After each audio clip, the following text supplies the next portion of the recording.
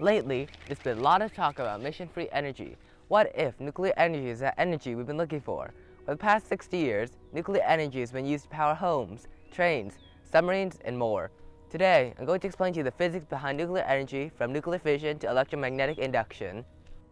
The nucleus, which is the core of the atom, contains positively charged protons. Since M charges repel, there needs to be a way to prevent the nucleus from falling apart. This is what neutrons are for. They weaken the proton's repelling force. If there are not enough neutrons, it will become unstable and split into two smaller atoms. This is called nuclear fission. When an atom undergoes nuclear fission independently, it's called spontaneous fission.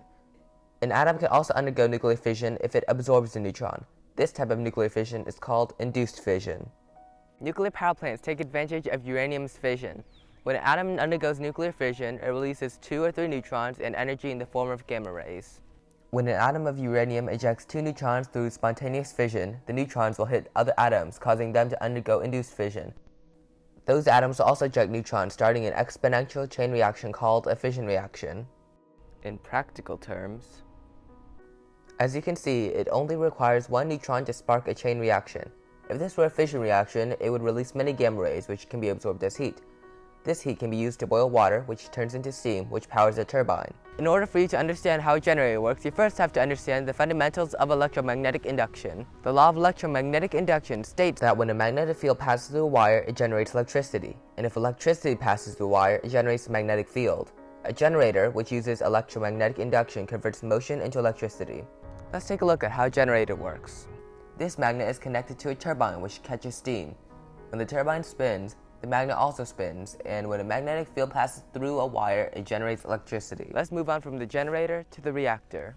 These are fuel rods, which contain uranium oxide pellets. This is where the fission occurs. And these are control rods, which regulate the fission because they are made of a material that absorbs neutrons. They are both submerged in water. Most commonly, this water heats up and goes into this pipe, which boils another basin of water. This water turns into steam, which powers a generator. Today, you learned how a nuclear power plant generates electricity. A piece of uranium the same mass as a stick of gum is enough to power one household for 3 years. Because of this incredible efficiency, nuclear energy may be used to provide all the electricity on Earth, and maybe even on Mars. Only time will tell.